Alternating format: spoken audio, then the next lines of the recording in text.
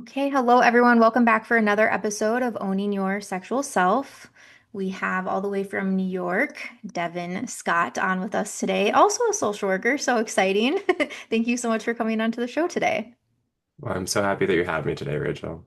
Yeah, absolutely. And so you are the founder of Find Your Meaning.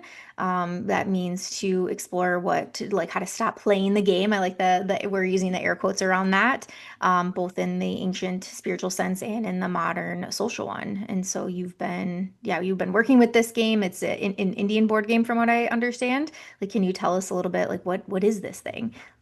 Yeah, Leela or Layla, it's the philosophy in old yogic tradition that life is a cosmic game, that our highest consciousness that we all kind of share just started playing and creating, and we're one of those manifestations. And all of this is just kind of for us to experience what we created. So if we're Hmm. building a sandbox, we're like in it, we're getting this wealth of emotions. At the highest level, there's like one emotion, bliss. And then when we decided to kind of make this game, we made thousands of emotions for real richness of experience. Hmm. And there might be rules to the game, but there's not necessarily a point to the game because at some level we're already perfect. And so we're just put into this really deep experience. Hmm. And it comes back to this nature of like, it's meant to be played, it's meant to have its ups and downs, it's meant to be rich and uh, fun might be uh, uh, non-nuanced way to think about it, Hmm. but to be enjoyed for the diversity of experience and allow all of it in. Yeah. And Um, so is it like, okay, are you speaking to it of like basically Leela's life, like life is the game, or is this like an actual game? Like this is like a board game that you sit down and play? it's both. Okay, okay. I was like, wait, did I totally get the wrong message here when I said let's record? Yeah, So no. So it is a philosophy, but then there are versions of this put into a board game. And there's one version of it that's most famous, but there are a lot of different versions of the board. There's even some that had translations into Islamic faith and brought in Islamic principles. And probably most people listening will be familiar with the board itself because it was the inspiration for Chutes and Ladders. okay, okay. Yeah, because I was Uh, thinking, I was like, is this like the game of life? Are we talking Monopoly? Like what's going on? So shoots and ladders, that makes sense. Yeah, so if you imagine chutes and ladders, and you have 8 rows, and each row is like one of the kind of metaphysical layers of our consciousness, from like root chakra physical being at the bottom to divine at the very top. Mhm. And it's a mapping of these yogic beliefs around our states of consciousness. So each square is a state of consciousness layered into those like realms of consciousness. Mhm. And then there are snakes that come up at like higher thinking planes that are dragging you back down into lower brain thinking. So like if you think of the first row as brainstem and some limbic areas, it's when fear is disturbing your thoughts at a higher level and it's actually coming down to a lower brain level. Mm. And then you have arrows, which would be the ladders in Shoots and Ladders, which are virtues. So something like forgiveness or mercy is so divine that for a moment you get to see something much deeper. And Mm. so you Mhm. move to a different level of consciousness just by nature of allowing mercy. Mhm. Um, and the rules of Leela are that you enter into the game and then you leave by returning to higher consciousness. Mhm. But it's not necessarily like a game to win, it's a game to explore. So Mm. you're going to go Mhm. up and down and up and down. It's going to feel really frustrating. It's often going to feel like life because every square is something like anger or nihilism or violence. Mhm. And you're thinking about your life and you're thinking about how is this showing up in my experience and why is it showing up in my experience? What is the meaning I'm meant to take from this? How is this deepening me? How can it soften me? How can it grow me? Mm. Mhm. Um, Yeah. and So you're like, yeah, it's really tapping into the introspection for people and getting people to think on a much different level than just, the day-to-day like hustle and bustle that we go through. I think so often we're not in that like grounded state of mind, but it's until we play maybe something like this or have these sort of thoughts to come back like, okay, let me get back into my body. Like what is present? I love I lead a weekly group call, and so every morning I think I'm like, okay, what am I called in to share about today? So something we've had like meditations on patience and forgiveness. And so I'm like giving them this very niche thing. Like, okay, just as you said, like where can we show more forgiveness in life right now, whether that be for self or somebody else. Um, Yeah, and I love that. That's like those are your essentially like leveling up in life, leveling up in your experience as a human that you get to have. Yeah, and you're just always being in this circular area of deepening yourself, of being shown signs, of being shown synchronicities. Hmm. So when people play, they come up with a question and then they roll into the game, and it's a way to explore that question. I Mm. think it's best played in groups, like in your group, because people, at least nowadays, are often trying to do it all in silence and in isolation, and it can be healing just seeing that other people are hitting the same square and having the same frustration. Hmm.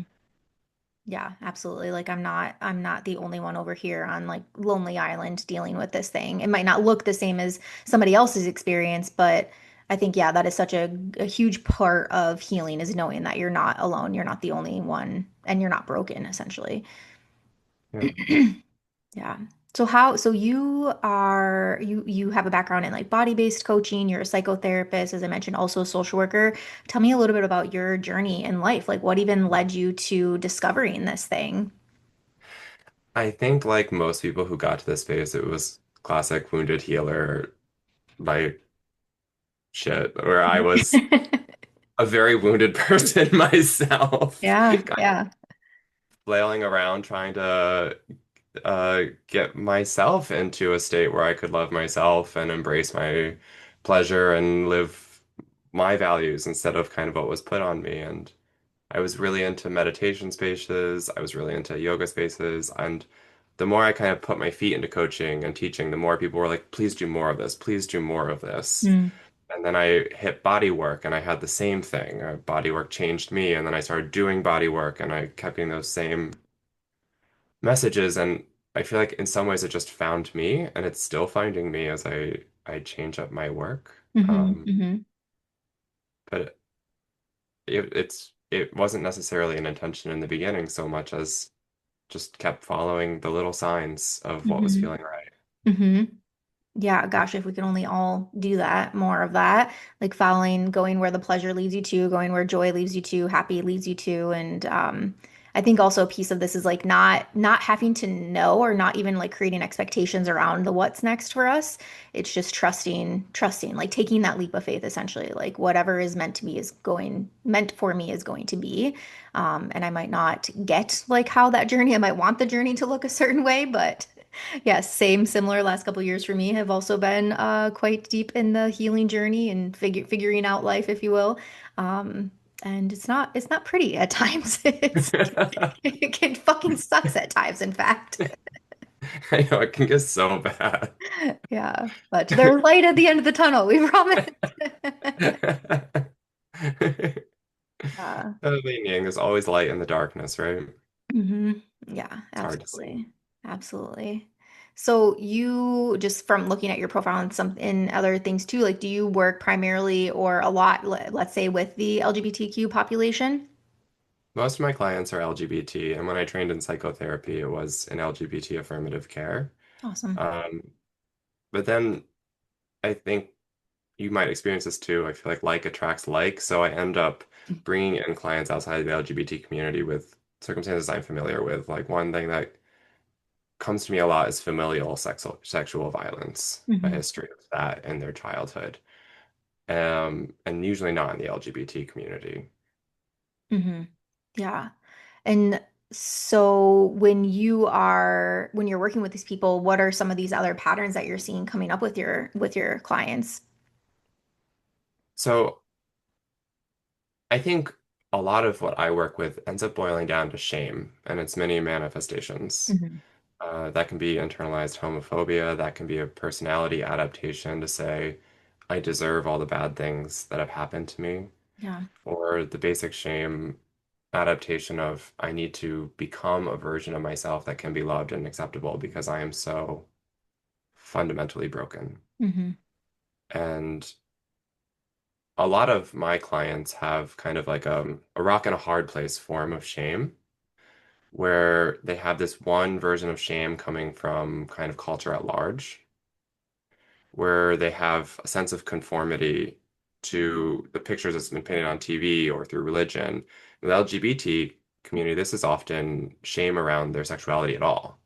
shame around engaging in anything at all. Hmm. And then if they're in a minority space, sometimes there's a secondary culture that's also creating a bubble of shame. And with especially my male LGBT clients, gay men in particular, there's often a pressure for a lot more sexuality or polyamory or like group sex, things like that, which can be really empowering. But when they're feeling this pull between the two of them, of one, all of your sex is bad, and the other is you're not an evolved person unless you're engaging in these specific practices, it can be really hard to find themselves because now they're being tugged in two directions, and shame is pulling them in two directions.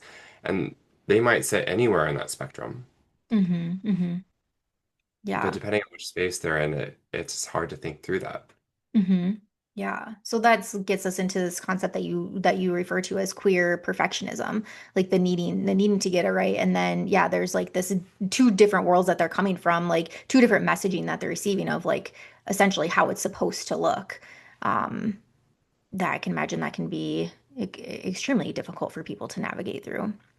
Yeah, so if they internalize this kind of root belief that I can't be loved, or if it has the religious trauma that who I am will send me to eternal damnation, there's such a strong pull to become a version of yourself that will be acceptable in any space. Hmm.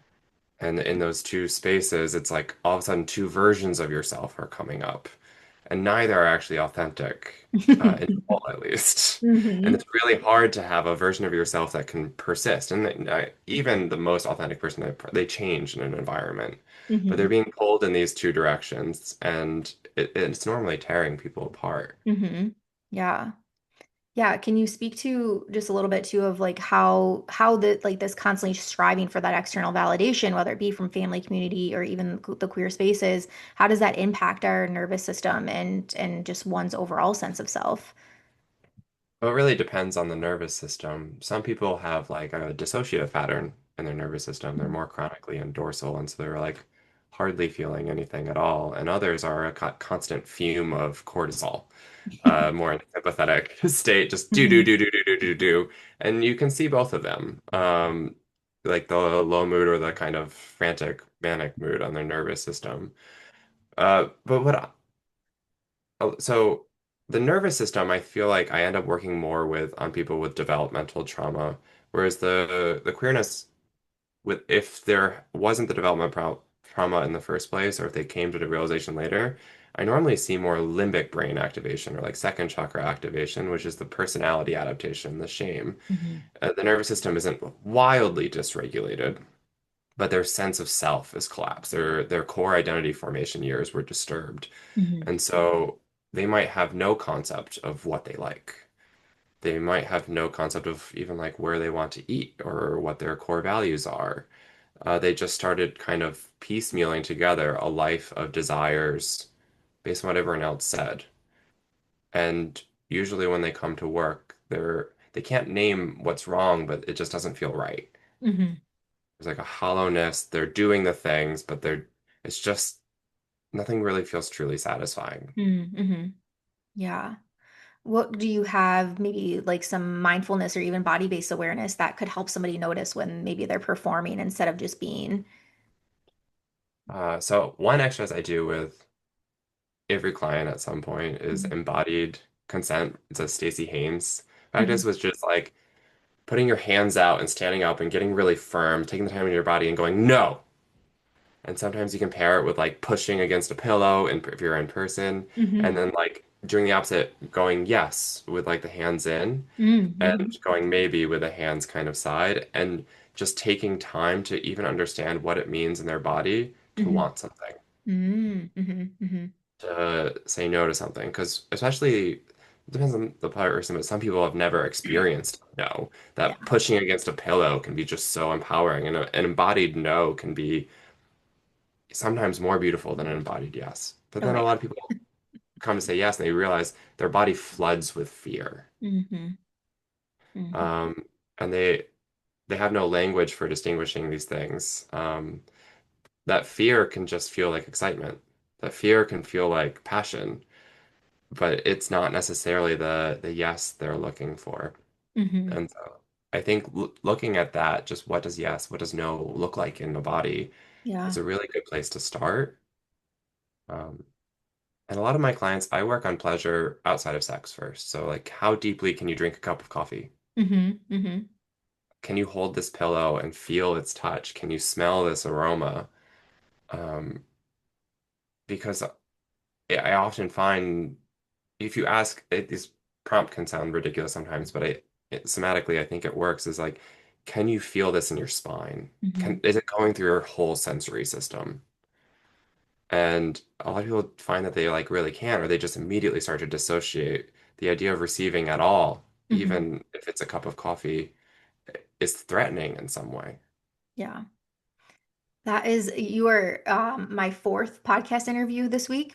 And I'm not kidding. Every single person, this conversation around pleasure outside of the space of sexuality and bringing more pleasure into our life. And it's been four different topics that I'm recording with people on. But it's just like, I feel like it's like, okay, universe, like I get the message. Like I'm hearing you. Like it's wild to me that everything keeps coming back to, it's like, how can we source our pleasure more? Like how can we stir up this more? How can we let this, literally years ago I did an episode with somebody, the title of it is How to Live a Pleasure-Led Life. And she is a woman that came on and she was literally somebody that just like drips in pleasure. Like you if you watch her, if you hear her, like you just know, like she just gives off the vibe. But in that episode, similar things. And I think it's so important. It's like, even just, I'll use the 2%. It's like, how can we increase this just 2%? How can I make this more enjoyable, more pleasurable, just 2% more? Like last night, and again, this has been like very on my mind this week. So my husband and I were carving pumpkins last night. It's almost Halloween here at the time of we're recording. And I was like, okay, we could just carve pumpkins. But I was like, no, let's like turn on some Halloween music. Let's dim the lights a little bit. Like, and we had so much fun like dancing around the kitchen, like to this spooky, like weird ass Halloween music while we're carving our pumpkins, made our pumpkin seeds. Like that could, like, that's like example of the 2%. Like how that, and that was such a more meaningful experience for us than just the carving of the pumpkins, which again, I think I like to give that example because it just feels, it's just real life shit. We're not saying you have to spend a lot of time doing this stuff. It can just be these small tweaks that people could make for themselves. What you're, it just made me think like the 2% increase sometimes falls under like a socially stigmatized way of being. Like, Hmm. I went to a Broadway show yesterday because I have a friend in town, and there were teenagers behind us, and they were loud, but their loudness, I think, was creating such joy for them. Mm-hmm. And I was thinking to myself, like, I'm getting angry, but I'm also not permissioning myself to fully experience this. I'm telling myself I have to enjoy the show perfectly in silence in this internal way. And there's someone behind me embodying their way different, and I'm Mm-hmm. projecting out on them, but like that's their 2%. And I have ways of blocking my 2% because society says all your pleasure has to be quiet. All your pleasure has to be Mm-hmm. non-disturbing. Not silly, not with the music, not Mm-hmm. dancing on the subway, not color in New York because we all wear black all the time. Oh, that's funny. No, yeah, like yeah, I love that. Adding more color to your life. And I think also, just speaking of that, like the way that we dress, like that is another way of us tapping into our creativity and our expression and joy and pleasure and all of that. It's like, yeah, if I'm wearing like an itchy sweater all day versus I have like something soft, cozy, like weighted a little bit, yeah, I'm gonna feel so much better. My outlook on that day, probably my performance of that day is gonna be so much better. Yeah. Yeah. I had written something down and thinking about this podcast, which was I have a lot of clients right now who are feeling a lot of shame in this period of time about having pleasure at all because they're witnessing so much suffering. Mm-hmm. Mm-hmm. And I think they're struggling with this ascetic level of shame of like the only pure way to experience suffering is to have no pleasure and sit in suffering. And I'm seeing that around this 2% too, or in sex. Like, is it okay for me to be like out enjoying sex right now and not just suffering? Mm-hmm. Mm-hmm. Um, and I keep coming back to this idea of like, and there's something about this in Leela too. We need a certain amount of pleasure to resource ourselves to examine the pain. Mm-hmm. Like, and in this moment where there's like so much suffering to be had, we can't look at it honestly. We can't introspect. We can't deepen ourselves. We can't resolve it if we're not resourcing ourselves with pleasure. And Hmm. maybe we need more than the 2%. Maybe hold the full plate, hold it all, and look at it all together. We need so much pleasure too right now. Hmm. Yeah. Yeah, and that's like you're saying, like Leela can really serve as this metaphor of moving beyond the roles, moving beyond the expectations, the identities, all of this. And I think, yeah, I think just I'm glad that you brought that in. Just the world that we're living in right now, there's a lot of uncertainty, a lot of fear that's happening for different communities and groups of people. And yeah, I would say that has been a theme of my client base as well as of this year, really of like what yeah it almost feels like selfish if I'm accessing pleasure, choosing pleasure for myself because the world around me is a dumpster fire essentially is these people's like way of thinking. Yeah. And I had this mindfulness teacher that I like really look up to, and she always teaches about like sharing the plate. She Mm. teaches a lot of children, so all her metaphors are always gorgeous. Jamie Lantatera, if anyone wants to look her up. Um, Around just like you can have anger on your plate and joy, and you can hold them together. Hmm. And actually they can build on each other and like support each other. And we don't need to be looking at one at the same time. And it's okay if your body is both in irritation and in pleasure. Hmm. Um, and I think this is normally something that we don't, at least in the US, get actively taught in childhood. Yeah. Yeah, it's like you're only one thing.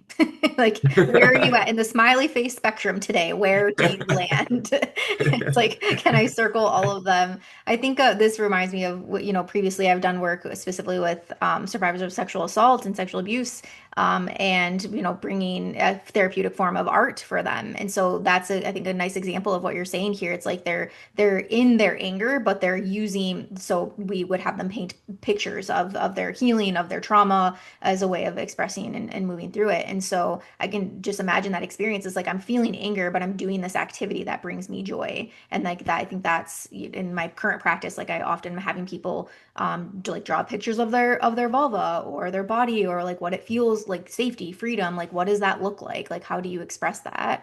And so yeah, we're human, right? We're multifaceted beings. We are allowed to experience a duality of emotions. Yeah, that's how we get things like caustic and dry humor, right? Hmm. Have to sit with it and laugh at the same time. Hmm. Hmm. Yeah. Well, thank you, yeah, so much. This has been a really good conversation. What would you say? Let's see. If yeah, I'm like, where do I want to go next with this? First, I want to ask on the game, how can somebody find this game? Is there a website? Like if somebody wants to purchase the actual game of Leela, how would they find it? So it's I would say follow me. If you go Okay. to my website, findyourmeaning.coach, one of my best friends and I are working on a translation loosely. We're trying to create bridge language into Western psychology and anatomy to Hmm. make these old concepts understandable. And we're probably going to launch a Kickstarter next year. Okay, awesome. But if you go on like Amazon, there is like a very yogic philosophical book that they could purchase with a simple board. I did like a 40-hour in-person training on all the squares to dive Wow, deeper yeah. because that book is not easy to understand without it. But Hmm. follow us if you're interested, and we'll launch something next year that we're hoping is a bit more accessible, more journaling prompts, more we're working on an oracle deck if someone likes tarot. For Yeah. that group, I want to shuffle and pick one theme for today, kind of Hmm. Hmm. situation. Yeah. Wonderful. And so you're blending this then with the body-based coaching. So it's like a nice mixture of what you're offering to people at this time. Yeah. Yeah. I think I like that too. It's like the embodiment, embodying fear, embodying resistance. Like, how does my body want to move if I'm feeling resistance? I just, again, this morning's group call, it was like, okay, so you're feeling resistance to this thing. Like, do you want to throw a temper tantrum? Like, do you want to stick your tongue out right now? Do you want to stomp your feet? Do you want to be like, no, I don't like this is stupid? It's like allow yourself to do that. Like, allow it to look messy and weird and awkward. Totally agree. I also love like sensory motor, like, can you move in and out of that posture? Do you notice that your body has the capacity to choose? Even I was doing something last night and I was thinking, oh, I could say this in nonviolent communication, but my body wants a tantrum. How can I honor that enough? Yeah. It's like all of my clinical skills are out the window. Like, do you get like human Rachel or do you want therapist Rachel right now? Because it feels very different. Yes, yes, yes. Well, yeah, so you have some things coming kind of down the pipe. What would you say for you? Like what has Leela really shown you? Like how has this been good in your personal development? I think so. I first got exposed to it like 4 years ago, and then I did my training a year and a half ago, and it just fundamentally shifted the way I look at life development. Hmm. I think, particularly in the West, we can have this idea that like just linear growth towards something of ascension, or Hmm. like always moving forward, positive something. And the nature of just the ups and downs of Leela and it all having value, it just kept softening me and kept increasing my uncertainty about literally everything in the world. Hmm. Um, and so like while I might have my like fit when something bad happens to me, I have a week of like self-pity or something like that. I'll come back to the idea of the board of like, okay, there's something being activated in me. This is a teacher. It's Hmm. coming to me in synchronicity. There's guidance in this. There's wisdom in this. Is there a way I can take it to look at myself in a deeper way? If nothing is good and nothing is bad and everything is coming with meaning, what is my meaning? Hmm. Hmm. And I think that just shook me, like Hmm. in a beautiful way. It shook the way I work with clients. Now I look around and I'm like, oh, that's square 68. Like I always seeing it through these like, oh, the universe is communicating this, or like this is like, man, I fundamentally now see anger as just as valuable as joy because it just gave me this language of interpreting everything as meaning. Hmm. Hmm. Yeah, I think that can be a beautiful reminder to people too. It's like even though you're going through this hailstorm or whatever is happening to you in life, it's like you might not get to it right away. Like I think again, it's like embodying, like allow yourself to feel into the feels and not push it down. Like if it's anger, if it's rage, if it's whatever, I think it's equally as important to move through that. But when it gets to a place where it feels right, like you can bring in some awareness or some introspection or go deeper into it. Um, yeah, I think that is super helpful. Instead of just moving on to the next thing, it's like asking, okay, let me pause a little bit. Like, and I know somebody's going to be listening, like, Rachel, you don't need to unpack everything. You don't need to process everything. That's not what I'm saying. But yeah, it's like, how do you want to move through life? Like, how do you want to grow through this? Like, how do you want to feel through this? How do you want to intensify, I guess, your human experience here? Again, is in the spiritual world, right? Like, we're just a very small blip on the map, having our human experience. What do you want yours to look like at the end? Yeah. I also get like that with myself about the critique of we can't analyze everything. Because sometimes I get frustrated. I was like, this can just be I fell. Like, or this can just be this. Like, I'm just pissed right now, okay? Yeah. I kind of think I have this belief though, we can see everything through any specific thing. Like we don't need to be working on everything all at once. If we look at any specific thing deeply, we can see all the things. Hmm. Hmm. If we are looking to deepen our sexual wellness or expression, we're actually working on everything. Hmm. We're looking at drinking that cup of coffee. We're actually looking at everything. Hmm. Um, so we don't need to be focusing on everything all at the same time as long as we take time for something. Hmm. Yeah. But I think it's, yeah, if we can just bring it back to pleasure again, whether it's inside the bedroom, outside the bedroom, letting that, like trying to bring that as your really like your North Star, essentially. Like, how can I bring more pleasure? How can I feel more pleasure in this experience, whether it be sexual or not? Yeah. Yeah. Wonderful. Well, thank you so much. Yeah. How can people get in contact with you if they want to learn more or get your teachings? So I have a website, findyourmeaning.coach. You can scroll to the bottom and sign up for a newsletter. I don't send one out very often, but that's probably the best way. Mhm. My socials are there, but I'm not very active because I haven't figured out a way to give myself pleasure and use social media. I'm working on it. But I'd say go to the website. You can schedule time with me if you're interested in working, but also I'll post meditations, blog posts, anything for learning. Wonderful. And you said you're in Brooklyn area in New York? Yep, Brooklyn Cool. Heights. Okay, very cool. Well, thank you so much, Devin, for coming on the show today. It's been a really great pleasure to talk with you today. You too, Rachel. I'm so grateful for you.